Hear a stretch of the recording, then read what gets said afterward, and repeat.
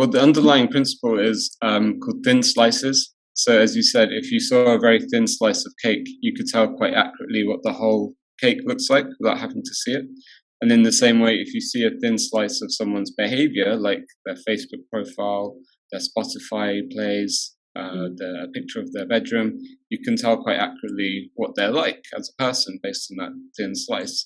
And this is because of personality traits, underlying dispositions that predict behaviors consistently across different contexts. So, for example, if somebody is open to new things, their brain is wired in a way that they like to seek out adventure, and they like picking out patterns, and they just like new experiences. They're tolerant of ambiguity, so they're okay with new, unusual things. That person will vote for liberal political candidates because they're open to new things. They will read philosophy books. They will listen to classical music. They will probably have art on the wall. They will have a big bookcase with loads of books in it. So the point being, there's this underlying trait that predicts all manner of behaviors. So if you can get a thin slice, like a digital footprint, you'll be able to tell what that person's personality is like, and therefore predict other things about them.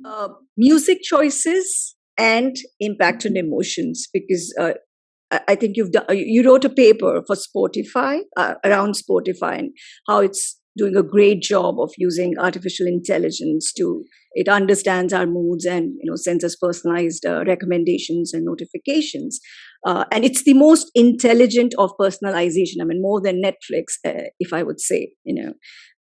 Well, I will say I agree that it's very good, and so if you look up a song that you like, it's very good at them giving you new songs you've never heard of, but which you do like. It is very good.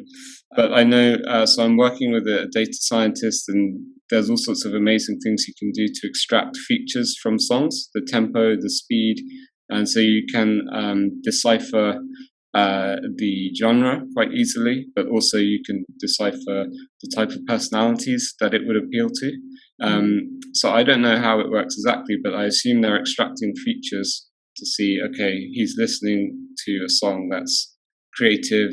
There is a paper on it. I haven't written one, but I did reference one where they pull out these elements, not just genres, but also the mood. Is it for ambience? Is it upbeat? Is it rebellious? And I assume they then find songs which have the same features.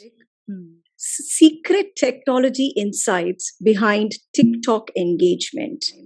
Please share some of the insights which you found most compelling, surprising. So TikTok again is a bit of a black box in terms of how it works. So I've had colleagues who've actually talked to people, at least in the UK, who work there, and they ask them, so how does the algorithm work? And they don't know. It's a mystery even to people who work there, apparently.